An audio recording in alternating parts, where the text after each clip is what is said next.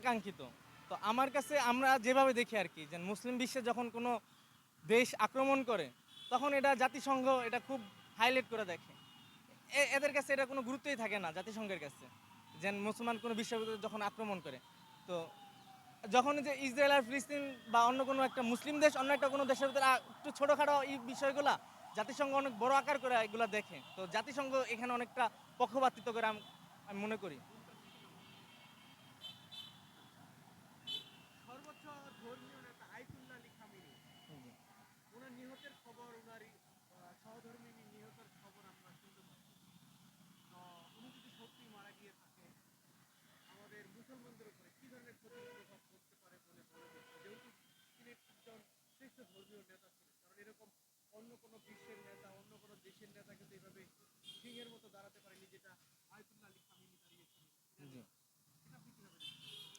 ওনার মৃত্যুতে আমাদের যে দেশে আমাদের মুসলমানদের যে প্রভাব পড়বে ওই হিসাবে চিন্তা করলে আমরা তো সুন্নি মুসলিম, আমরা গা ঢাকা দিয়া চলে যাবো এখান থেকে, যেন আমরা তো সুন্নি মুসলিম, আমাদের তো আর আক্রমণ করবে না। উনি তো শিয়া, আমাদেরকে আমরা সাধারণত আমরা মুসলমানরা এটাই ধারণা করে রাখি, কিন্তু দিন শেষে আসলে তারা কোনো মুসলমানকে আক্রমণ করছে, তারা শিয়া সুন্নি দেখে আক্রমণ করে নাই।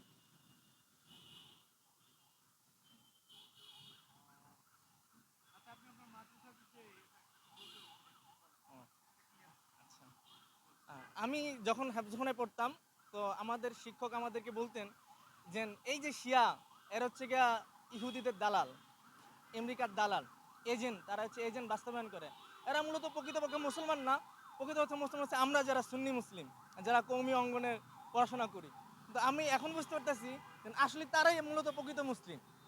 হ্যাঁ, আমরাই কোনো না কোনো পক্ষপাতিত্ব সুবিধাবাদী বা সুবিধা গ্রহণ করছি। যদি আয়াতুল্লাহ খামেনি যদি আজকে আহ, তাদের সুবিধা গ্রহণ করতে হয়তো তার আজকে মৃত্যু হইতো না। তো তিনি এই সুবিধা গ্রহণ করে নাই, বরঞ্চ আমরাই দেখা যায় যে আমরা যাদেরকে দেখি, যাদেরকে আমরা আকাবের মনে করি, দেখি তারাই চুক্তিবদ্ধ বা তারাই ক্ষমতা বা লাভ পাইছে আর কি, খামেনি পাইনি, সুবিধা ভোগ করে? সুবিধা ভোগ করছে আর কি। জি, ধন্যবাদ, অনেক আচ্ছা, ভালো বলছেন। কথার